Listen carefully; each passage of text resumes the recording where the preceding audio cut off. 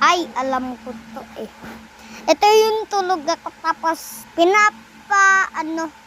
pinapatulog kasi ako ni Papa kaya natulog na lang ako dito sa sofa niya. Umaga si Naing. Yan, yun si Naing namin. Malapit na yun maluto. Tamang ulam. Kanin. Umaga. So, naboboring ako dito kaya may naisip akong plano ito. Ito ginawa ko.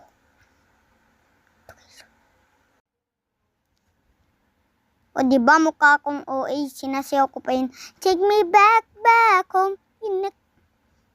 Tapos matutumpa pa ako dyan, ayun o. Aray! O diba? Ang galing ko.